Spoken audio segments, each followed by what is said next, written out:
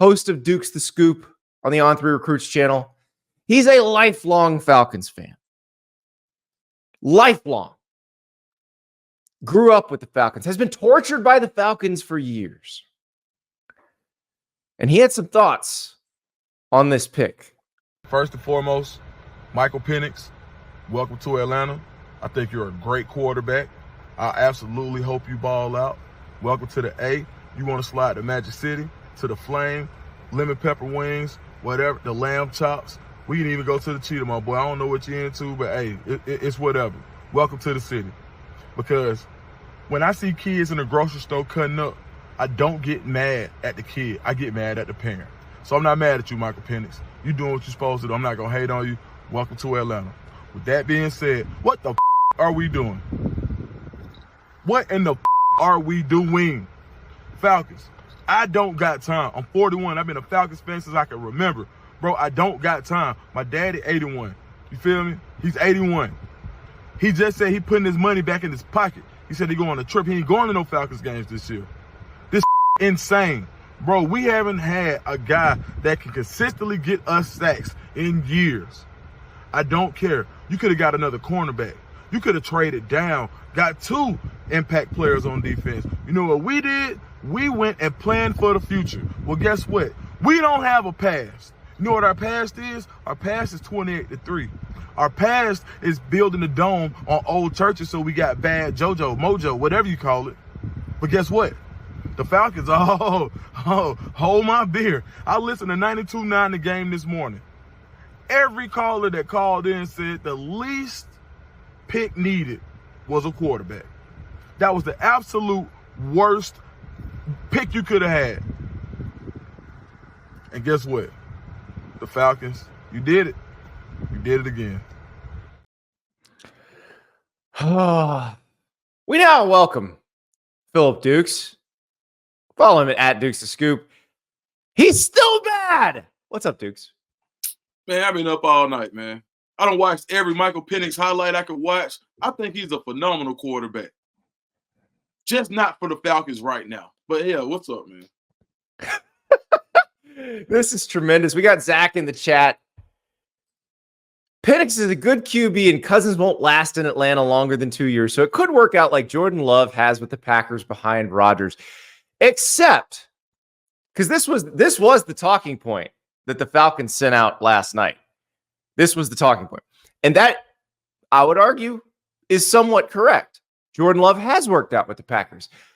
But do we forget what happened with the Packers between Jordan Love getting drafted and Aaron Rodgers leaving for the Jets? That would be losing in the playoffs when they had a team that they thought could compete for the Super Bowl. What if that team had one more receiver that they could have drafted instead of Jordan Love? That, I believe, is where you're at, Mr. Dukes. I just don't feel like the Falcons are that far ahead in the game for them to be making future choices. That's like saying, that's like me riding down P Street, excuse me, running into a homeless man who needs to eat right now today, me giving him $5 and him putting it in his pocket and saying, you know what, I'm going to use that 5 years down the line. It's going to appreciate an interest. No, bro, you got to eat today. Well, I'm going to put that 5 in a nice CD. Yeah, like what? Like, we don't have time to be doing that. First of all, it's like the Falcons are a 4th or 5th grade team. And, you know, they're barely getting fractions right. We just start understanding decimals. And then, you know, you do a couple of decimal equations and you wake up and say, I'm ready for algebra 3. Like, no, you're not. You don't have time. You don't have the capacity. This is not an algebra 3 situation. The Packers had something that the Falcons don't. You know what the Packers had? The Packers had a Super Bowl under their belt already. With the talk about the Chiefs. The Chiefs had a better playoff history than the Falcons. There were guys who had more of a resume for being able to do this. The Falcons have no business trying to. You gonna use the Packers model? Really? Bro, the Falcons literally have not won anything of significance since the NFC Championship in 2016, 2017. They haven't done it. Man, it's been 6-7 years, bro. Look, let me show you something. You know how much I paid for these tennis shoes? These are the Falcons Grail Dion's. I paid $600 for these. Why? Because I had to be the freshest person to be at the Super Bowl party because we were going to win it. You know what we did? I wasted $500-600 on these tennis shoes, man. Bro, then I got these for Christmas that same year.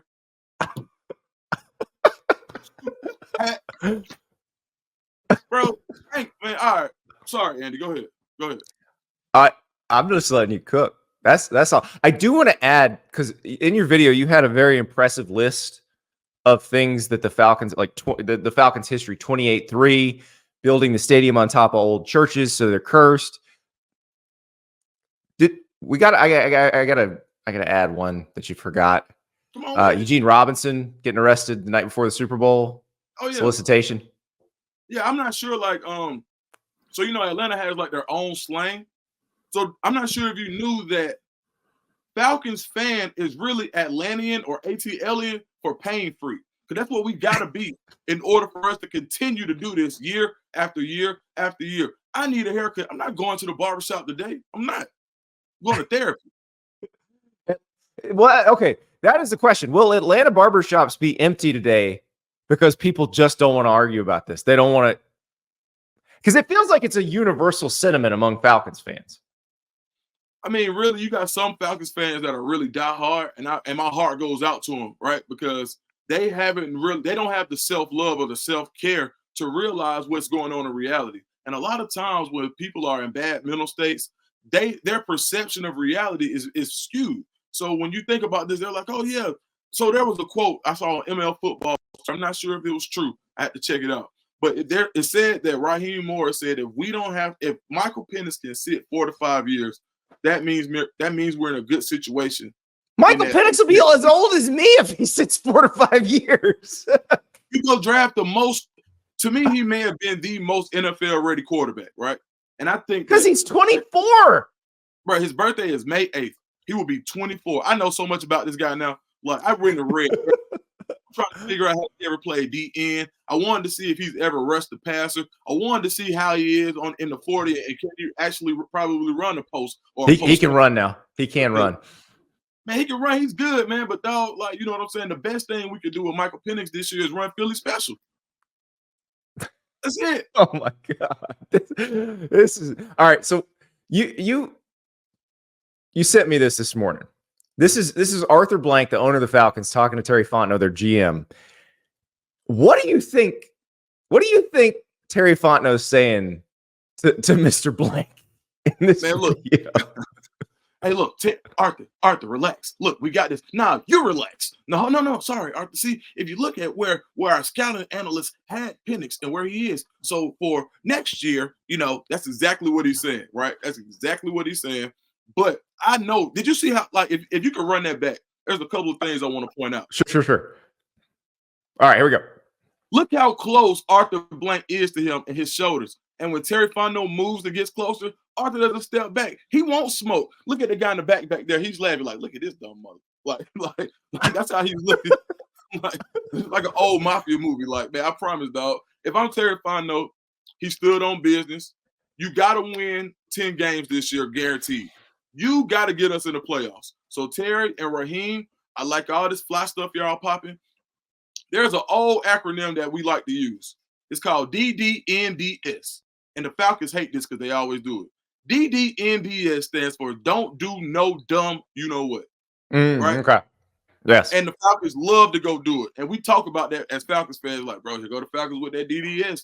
They're going to do some, But at the end of the day, when you look at it, how the Falcons are currently constructed, what I will say is this, to their credit, they had a pretty good. They have a pretty good defensive roster, right? You got a few holes, some glaring holes at pass rusher, but they just did spend some draft equity getting 2 edge rushers a couple of years ago. You got D'Angelo Malone, Evan Keddy. Then you still got a cachet of linebackers. You got a serviceable defensive line. Maybe you bring back Calais Campbell. You got Grady Jarrett just sitting around, And that's another thing I hate, bro. I really wanted to see an explosive pass rusher get to pair himself with Grady Jarrett while he still has some gas left in the tank. Like, what we're missing is we have a team that could have been pushed over the top if you can get to the quarterback. The problem is the Falcons have been in the bottom third of sacks since John Abraham left. John Abraham ain't been here in years. I don't even think Atlantic Station was up when John Abraham was still here.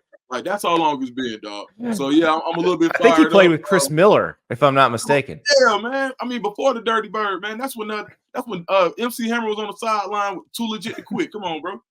It's been a long time. I also love how Kirk Cousins' media machine went into overdrive last night. Like, Kirk Cousins' agent is talking to everybody. Like, Kirk is very surprised by this. He got no heads up. Me too, Kirk. You know what? I almost like him better for doing it. You know, a lot of people gave him a lot of flack. It's like, oh, he's coming off an Achilles injury. And yeah, why would you do this? I was able to kind of reconcile that decision based on the fact that they're in the win now. Now with the draft, you can add those pieces. You can get guys. You can get somebody to rush the passer. You can get another wide receiver. You can get a cornerback in the draft. If you pull 3 starters out of this draft, then boom, you got a playoff team, and maybe you get some Falcons magic. I think you still got Taylor Heineke. Like, you got a quarterback. Like, what? Like, you got a backup. Like, bro, what are we doing? And that's exactly what Kirk Cousins said. He's like, bro, what are we doing? The same thing Aaron Rodgers said when he needed that other receiver. Bro, what are we doing? That's the same thing I said last night.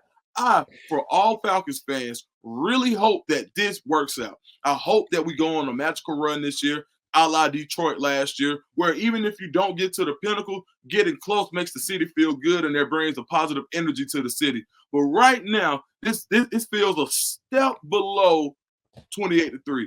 Everybody got the wind taken out of them last night. I can't wait to go turn on the radio and go listen to everybody go off. And it's just one of those days where, being a Falcons fan, where you earn your keep in order to celebrate the loudest when things do go well. Thank you so much for watching. Just a reminder, subscribe to this channel right here so you never miss an episode of Andy Staples on 3. And oh, by the way, watch all the other great videos on the On3 Sports YouTube channel.